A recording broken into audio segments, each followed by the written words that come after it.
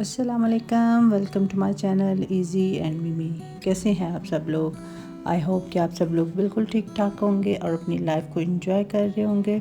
तो व्यूअर्स, आज मैं आप लोगों के साथ भिंडी की एक बहुत ही डिफरेंट सी रेसिपी लेके आई हूँ। तो आइए रेसिपी की तरफ चलते हैं। बिस्मिल्लाहिर्रहमानिर्रहीम।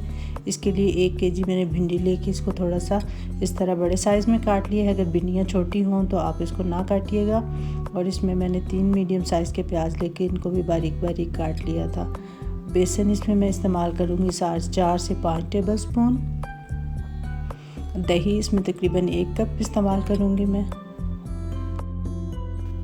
1 टीस्पून इसमें मैं नमक इस्तेमाल करूँगी, आप अपने टेस्ट के अकॉर्डिंग कर लीजिएगा।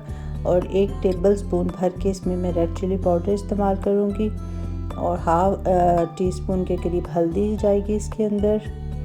और 1 टेबल स्पून इसमें साबुत ज़ीरा जाएगा। और हाफ़ टी स्पून इसमें कश्मीरी लाल मिर्च सिर्फ कलर के लिए मैं ऐड करूँगी भिंडियों के अंदर। 4 से 5 जो ग्रीन चिलीज़ हैं वो मैं इस्तेमाल करूँगी। और लेमन जूस इसमें 2 से 3 लेमन का आप डाल लीजिएगा। सबसे पहले भिंडियों के ऊपर हम 4 से 5 टेबल स्पून बेसन ऐड करेंगे।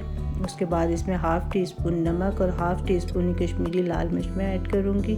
आप चाहे तो यहाँ गरम मसाला भी इस्तेमाल कर सकते हैं। लेमन जूस डाल के हम इस सारे बेसन को अच्छी तरह से भिंडियों के ऊपर इस तरह से टॉस करते हुए लगा लेंगे। फिर इसके बाद पैन में 1 कप के करीब ऑयल लेके ऑयल गर्म होने पे हम भिंडियों को इसमें ऐड कर देंगे। और इस तरह अब आंच तेज़ करते हुए हम सारी भिंडियों को फ्राई कर लेंगे।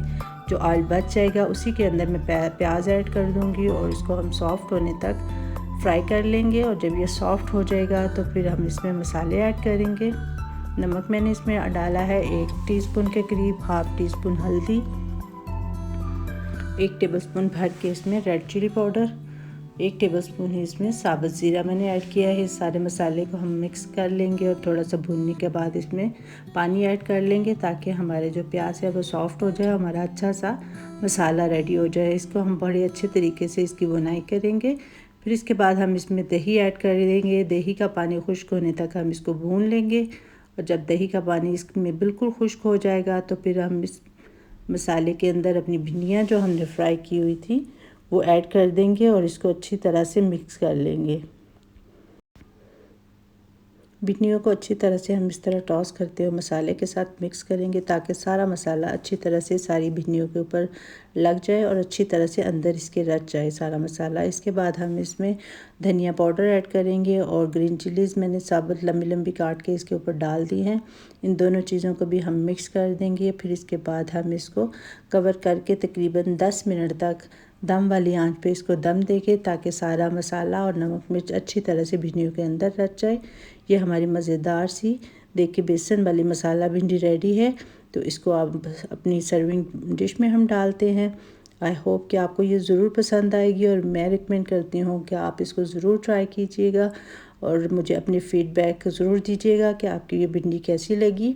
फिर मिलेंगे इंशाल्लाह किसी और रेसिपी के साथ। अल्लाह हाफ़िज़।